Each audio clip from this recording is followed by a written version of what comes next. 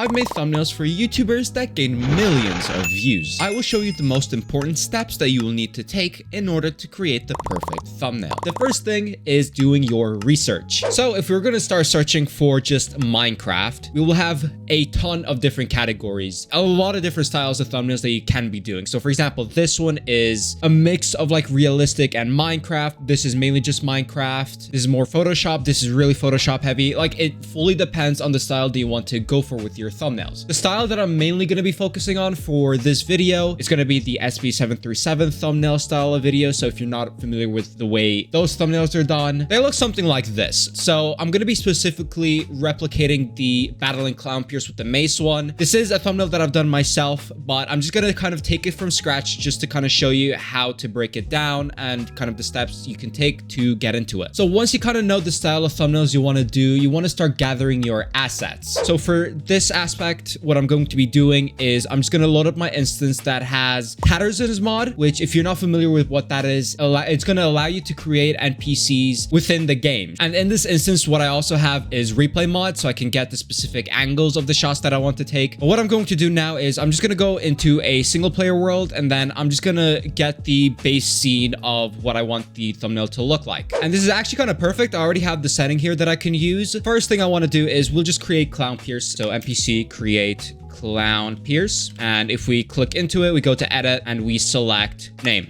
And we reselect it to clown pierce. It's going to give it the skin. And I believe you also have the skin option here. Yep, you have it there in case that doesn't work. But now I want to give clown pierce all of the equipment. But now I want to select its pose. So for this, you have to do NPC edit pose crouching. There we go. So now we have clown pierce crouching. And now we do NPC edit look. So now it's going to be forced looking onto us every single time we move. So this will give us a better perspective on, so say I'm like jumping into clown pierce, like I'm in the thumbnail, it's going to just look at me. But I realized for this section, I'm wearing my normal skin. So let me just change it to SB's skin real quick. So now what I want to do in this instance is I want to trial and error kind of the shots that I'm trying to go for. And because I'm on an instance that does not have the mace and I want it to be me holding the mace kind of critting out clown pierce. Yeah, if we go here, we do not have the mace, so I'm gonna have a placeholder instead for this using a stick. And later on in Photoshop, what I'm going to do is I'm going to be replacing the stick with the actual mace. So if we now start recording, and I'm just gonna keep my distance and just kind of get some shots here just as a trial and error, and then we're just gonna mess with the FOV and stuff on replay mod just to make sure if I have the correct shot. But yeah, once we got a few renditions of that, we're gonna stop recording. We're gonna exit out of our world, like done, and now we go into our replay mod file. So what I like to do for this section is, first of all, just kind of take a glimpse at the way this shot is running. So, I mean, the best way you want to do is for shots like this, if you really want to capture the action, what I would recommend is you set your FOV from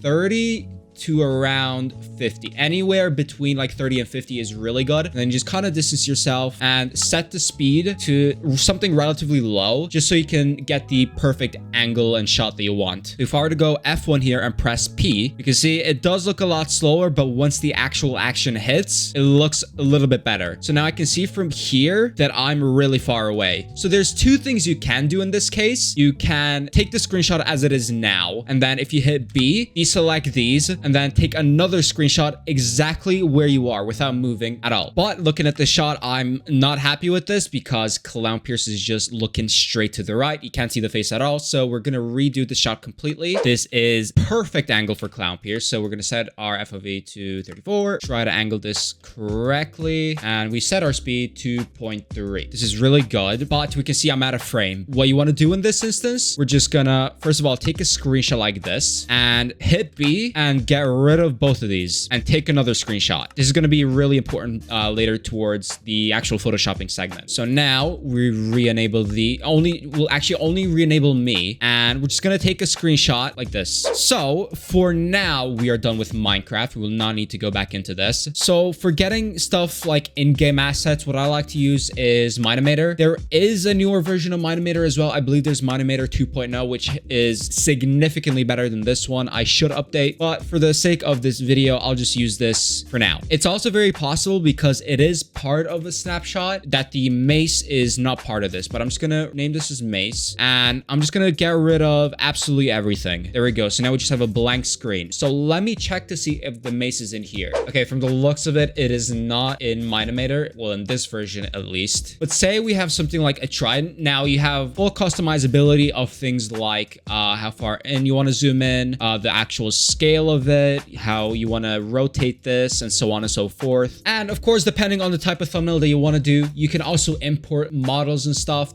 I used to use this a lot. I want to say like 6 months ago, when I predominantly was working with models. But you get full customizability of how you want these to be posed. I do highly recommend you just messing around with it if you've never done this before. It's genuinely not too complex, and there are a lot of tutorials out there on how to actually use this. But because the mace is not in here, what I'm going to do is I'm going to look online for a mace model. Now, one really good 3D modeling website that I use for models is Sketchfab. It's very possible that it doesn't have it here, but we're just going to look up Minecraft mace, and we're going to see what comes up. There's a lot of models that come up. A lot of models. Like here is one, for example. This doesn't really look vanilla-esque. I'll just open it in a new tab. It has a lot of amazing models. Highly recommend it if you're working with a lot more advanced stuff. But this one's really good. Now, in the actual thumbnail that I use for SB's one, I used the item, which I grabbed off the Minecraft wiki assets. But for this video, what I'll do is I'll actually use this model. Just so we kind of get an idea of how to implement 3D models with your actual project. But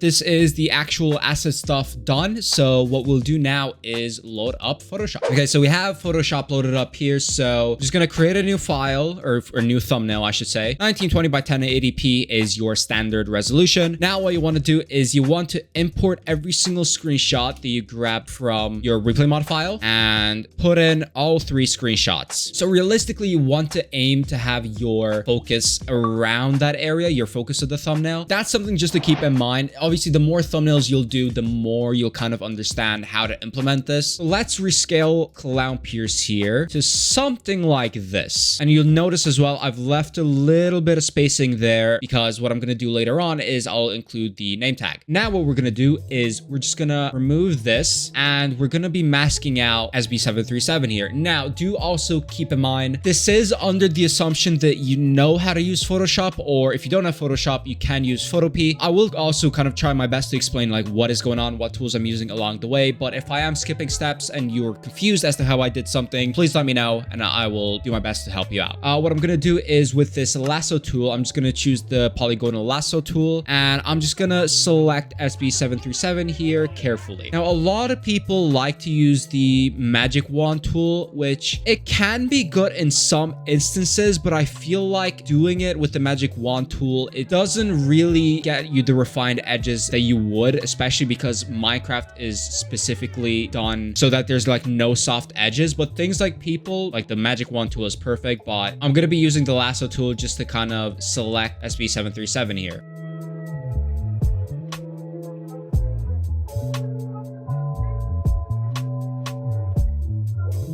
There we go. So now we have SB737 here mask. What I'm going to do is I'm going to click this button here, which will actually create it as a mask. Now you can notice here, you still have the old version here of SB737. So this time what I want to do is I'm going to mask out Clown Pierce. So I'll be right back once this is done as well.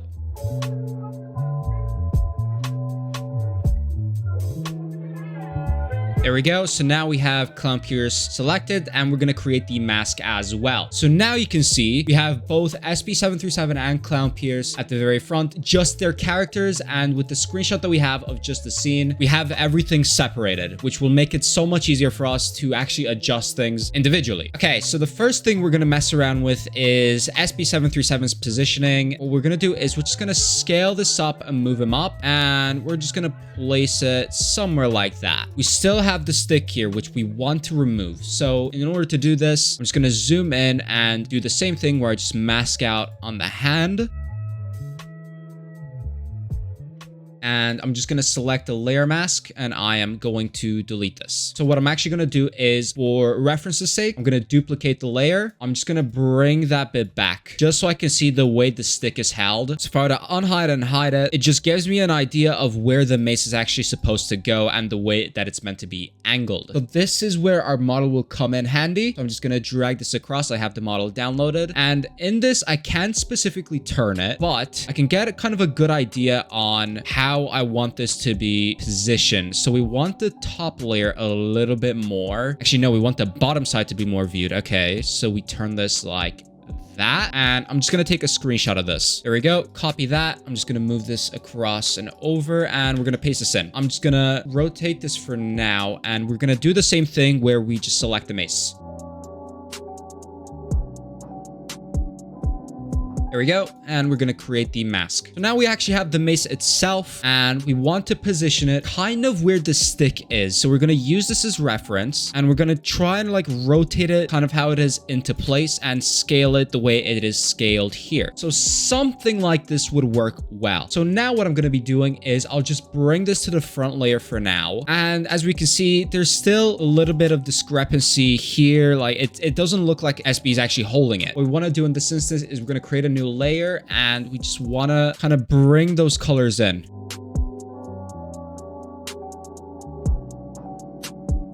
Now we're gonna bring this back in front, and this time I want to reduce the opacity to like, I want to say 50. Yeah, 50 is good. So now we want to actually make it look like he's holding it in this area. So this is going to take a little bit of trial and error. You want to get your brush tool, and you want to decrease the hardness of it from like 100%, which will give it kind of like the clean, smooth line, to 0% hardness, which will give it the softness. Now this will take a lot of trial and error, but let's bring this to 100. That's not too bad for a first try, but we need to bring this up a little bit more. There we go. That looks a lot better, and it looks like he's holding the actual mace. So now we can actually get rid of our reference here. Now, actually, what I think I'm also going to do is I'm just going to select all of these and bring up SB, make him smaller, and bring him up. So now it's time to do some color adjustments. This thumbnail, kind of like as it is, it's very bland. There's really not much detail going on. So the one thing that I want to make stand out, especially in this case, is the armor. Now, the armor does not look enchanted at all. So what I'm going to do in this instance is I'm going to duplicate this layer. I'm going to hide the one under it, and I'm going to mask out the entire armor.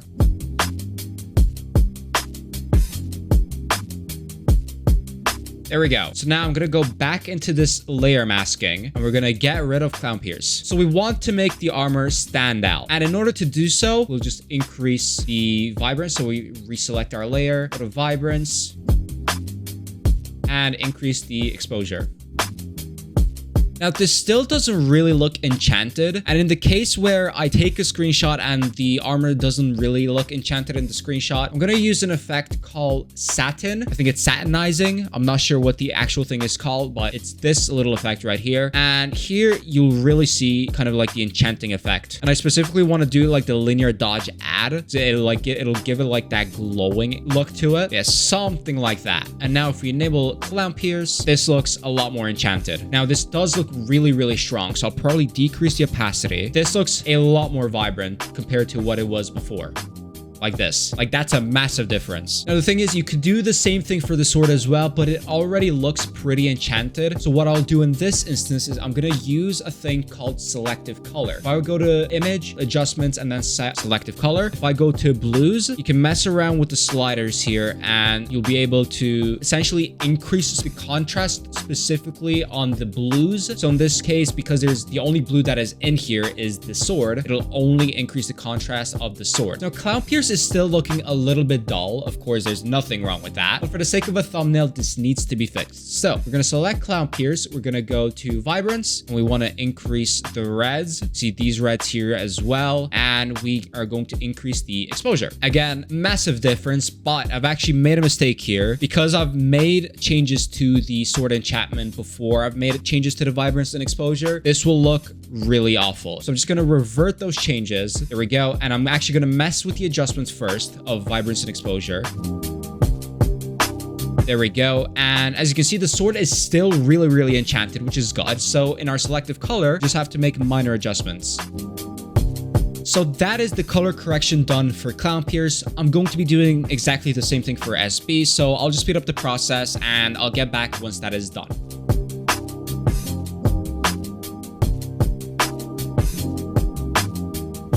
There we go. So now we kind of want to shift our focus on the background. Now, there is a lot going on in the background. There is a lot of stuff here with the trees and kind of like the landscape in general. So what I'm going to do in this instance is I'll just crop out everything except for the main foreground. And I'll explain in a second why. But in order to do this, just kind of see where there's a shift in the grass. It's shifting over here as well. We're just going to bring this back and we're going to select this like so. So we have our basic ground. And what I'm going to do is I'm going to increase the vibrance as well as the exposure. So now what I'm going to do is I'm going to add in my own custom background. The reason in doing so is you want to have full customizability over everything so you can make adjustments based on the feedback you're given and so on, but I'll cover more of that at the end. So what I'm going to do is I'm just going to look at my assets folder. I have a bunch of assets for this kind of stuff. So like custom skies, foreground effects, all of that. And that's a big recommendation for me as well. Go out and make your own assets or find your own assets. It's going to save you a lot of time in the grand scheme of things. So this is just from one of the thumbnails I have. I have this specific foreground, which what I'm going to do is I'll drag it onto here. I'm going to place it at the very back. So behind our main ground. There we go. And I'm going to add in my custom sky, which I'll drag from my assets pack. And I'm going to scale this up a little more like so. What I think I'm going to do as well is I'm going to increase the exposure. There we go. Just so that the sky is a little bit more bright. And I want to add in my own sun. So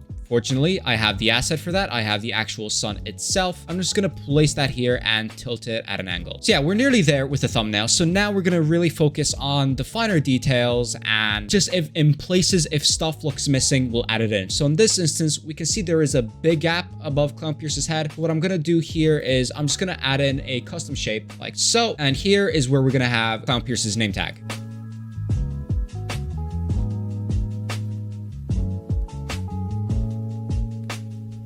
That looks a lot better. So what I'm going to do now is I'm just going to tilt this slightly like this just to kind of match the way the head is facing. There we go. And we could actually probably increase the size of this a little more. But we're still not finished. We're still not finished. So now what we can do is we're going to focus on the finer details of the thumbnail. So we can see there's no ground shadows on either of these. There's no outer glow on any of the characters. And the background still pops out a lot. So we're just going to first of all focus on the characters themselves and their shadow under it. So what you can do in this instance is we go just above the ground layer, but under the character layers. We're gonna go get our ellipse tool and we're just gonna make an ellipse around like this.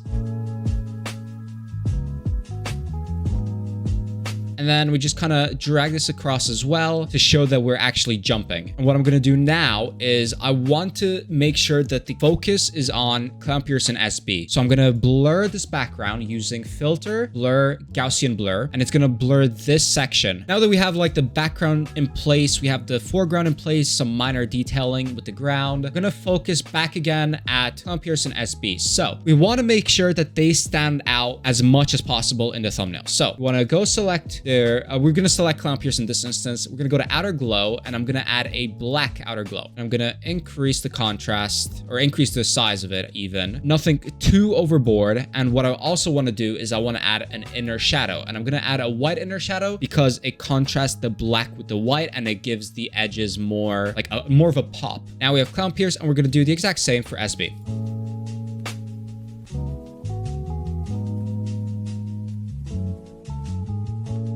And now, just to kind of bring the action together, I'm going to add something called a zoom. So if you don't know what a zoom is, I'll show you right now. This is also another thing that I have in my assets. It's this like little anime zoom lines effect. But this is really, really strong. So what I'm going to do is I'm going to convert this into, or I'm going to rasterize the object. So now I can actually edit it and I'm going to decrease the softness to, or the hardness to 0. And I'm just going to trim it out a little bit just so it's not too much. So now in order to see if your thumbnail thumbnail is actually good or if it works, you want to ask for feedback, and you also want to run it through A/B tests. Now, if you don't know what A/B testing is, you're essentially comparing your thumbnail to other thumbnails and checking to see how it is done. And as we can see, we have our thumbnail over here. The title was Battling Clown Pierce with the Mace. So this will show you how your thumbnail looks like in comparison to other thumbnails. So say if I were to search up Minecraft here, now it's going to give me my thumbnail in comparison to other Minecraft thumbnails that you can see. But this is mainly just so you can visualize it how a viewer would look at it. But genuinely, the most important way you can get feedback on your thumbnails is just to ask around. Asking your friends or asking someone who knows like how thumbnails work, what their thoughts on it. Now, I'm lucky enough to have someone like SB provide me feedback on thumbnails like these. So in a scenario like this, he might give me feedback on, say like, oh, you can change the armor, you can change the mace, you can shoot this slightly differently. And with all of that into account, we take this thumbnail right here to something like this. Now, this is essentially me like recreating a previous thumbnail that I've done. But say like we have quite a bit of a difference here. But don't be scared to try make multiple thumbnails for one video idea. For instance, for this video, I made 3 thumbnails. So I also made this one. I have made the original one, which I tried to recreate, and I've made this one as well. But yeah, I mean, that about concludes it. What I'll also do is I'm going to leave the PSD of the thumbnail down below. So what the PSD is, it's the Photoshop file that you can open on Photoshop or Photopea if you don't have Photoshop. And it'll just give you a breakdown on essentially everything I've done in this video, but you get to actually see it for yourself. And please do remember, this is going to take time. You're not instantly going to be the best Minecraft thumbnail creator.